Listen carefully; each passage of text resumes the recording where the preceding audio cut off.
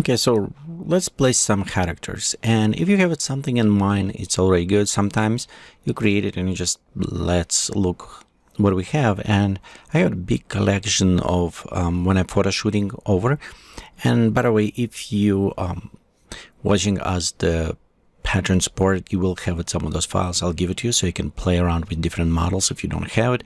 But here's an example. I just pull out, for example, the butcher, the boy, the girl, and you can see how the motif is changed. So if we're putting girl in there, it's a little bit brighter kind of color. We can dim this down, but overall different, more like vulnerable in here. So we have it also. Now the butcher can be dangerous. We'll need to change the situation a little bit based on that. So we can go with this motif, or we can take just put it boy, who's a small one in a big area, almost look like he's lost. And this point of this, we can do it like teeny tiny person in a big area all alone. So we can go with different. I'm going to just look through some what I have models, and you can see right here, this one may work very well for our scenery, so he can kind of cyberpunkish, somewhat steampunkish looking. Also I have, let's go, you know what, let's go filter. Okay, so for example, we can go with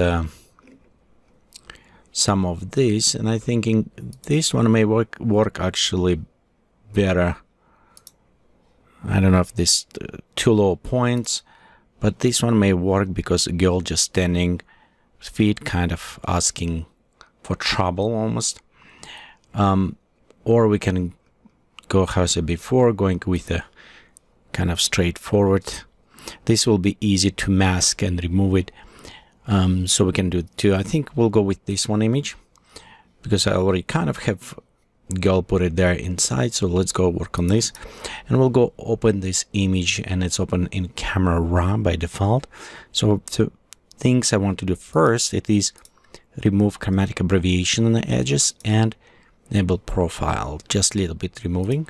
Also we'll take sharpness and pop up maybe around up to 70. You don't want to go too high. Okay, next we'll take highlights, and we can look how the highlights, how they will reduce. Normally I will look on the face, and I just want to be sure the highlights does not overblowing, so a little bit lower on the highlights. Okay, let's go back here.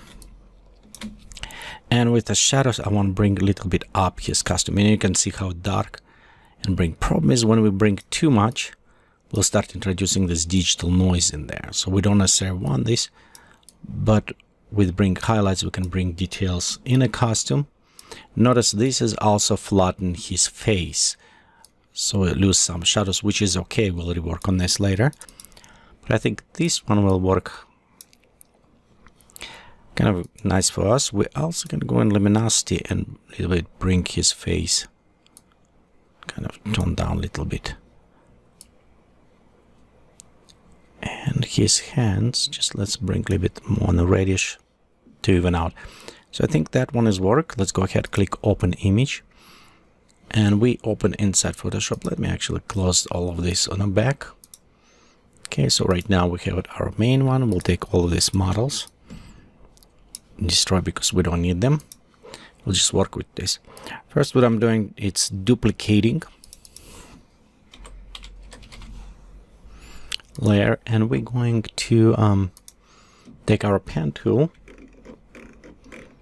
and I'm going cutting off. So this is usually very easy. You just start at one point, go down and drag those handles, follow the curve. See, I'm following the curve. If you follow the line, it's getting much easier and faster. And you want to stay about 1 pixel inside. So like right here, I'm going, and I don't go straight.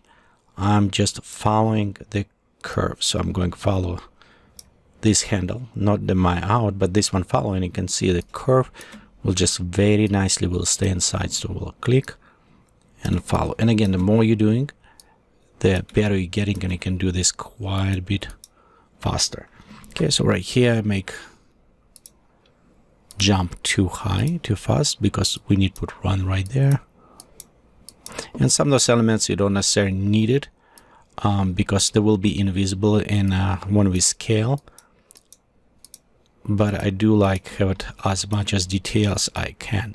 So let me go ahead and pause this tutorial. It will take me maybe 5 some minutes to trace around this model.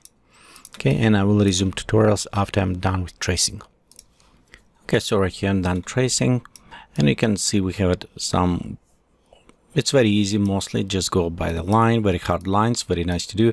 I notice right here, because I don't spend time to trace all hair, I just going around with all this hair, and we'll work on this with color selection. The reason why I would like to do and minimize this area, because doesn't matter if you look, we still have these gradients around to select. So if we do all by color selection, we have very bad edges and it's hard to select. If we minimize these areas, it will be much easier. So let's go right here, create vector mask from this. Okay, right there we can see we have a nice clean mask. Okay, and now I need to select only around hair, and here we'll go by select, color range. And all what I need to worry is just only about this area. You see how much easy? And we can of course just add just add a little bit more. Now those areas. There you go. It's much easier to select. Very nice, clean mask. We'll click OK, and we'll go create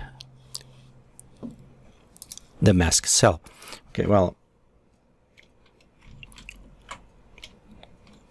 okay, let's go cancel. I don't want to actually save. I want inverse the mask. And you can see right here we have a nice beautiful mask around hair. However, sometimes it will also, like in the eyes, you see selection. That is what I was referring to. To do this, it's easy. We'll just go to shift click. So that is our mask. Okay, we'll just select isolated mask on this case, and you can do this by hold down Alt or Option and left click.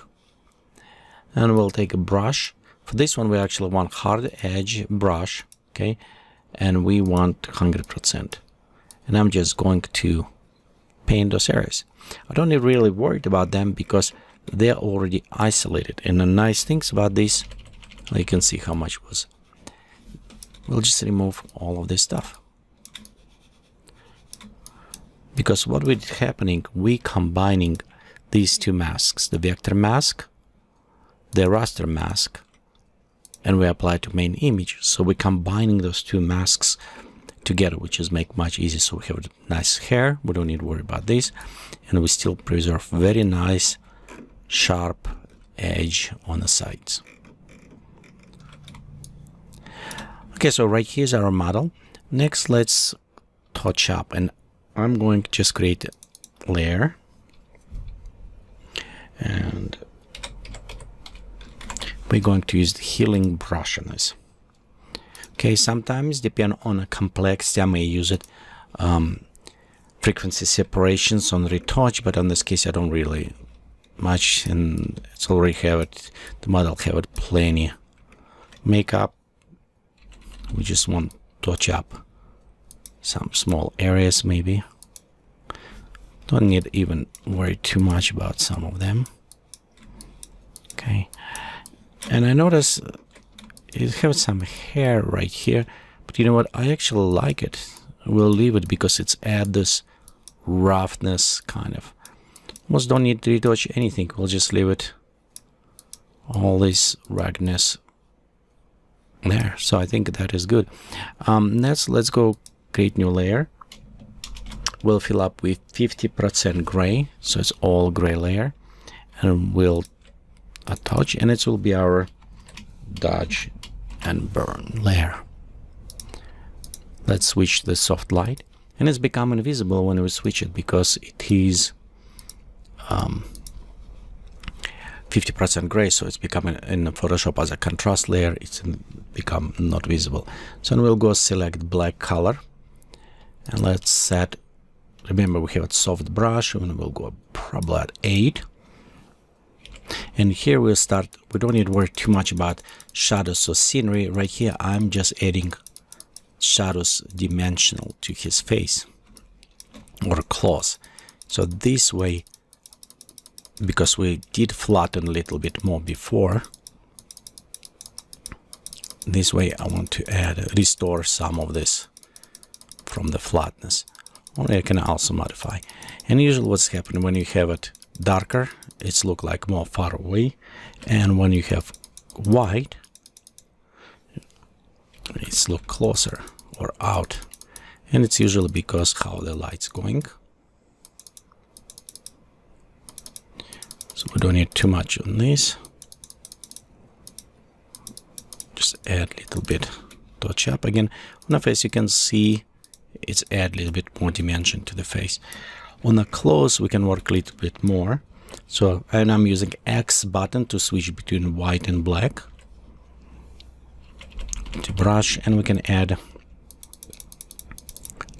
a little bit more shadows, kind of emphasize all of this wrinkling.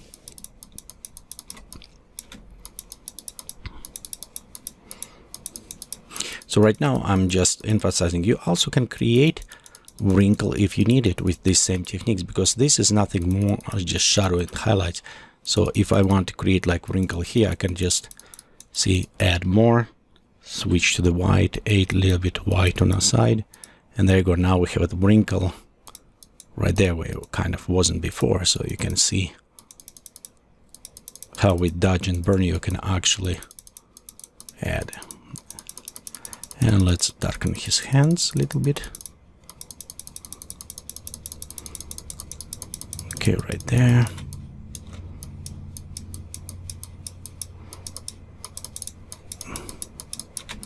A little bit on the shoes. Okay, so right here, kind of a little bit retouching, so you can see add a little bit dimension.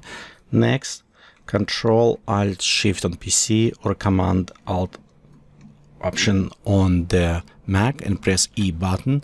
It will create a new layer by combining all visible layers together. So then we'll have an additional dodge and burn for this.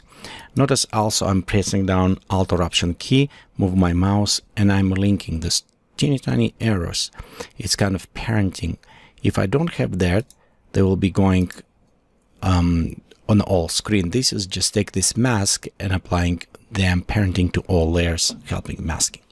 So we create a new layer.